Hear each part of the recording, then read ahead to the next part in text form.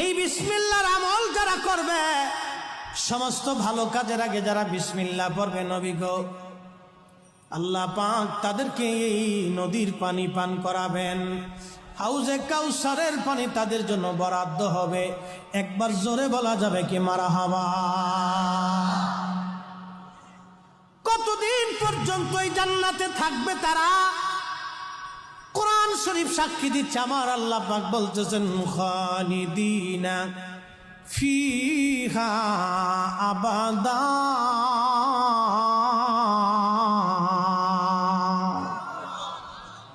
চিরদিন চিরদিন চিরদিন চিরদিন চিরদিন ওই জান্নাতে তারা থাকবে। আল্লাহ বলেন রাদিয়াল্লাহু আনহুম ওয়া রাদু আনহু যালিকা লিমান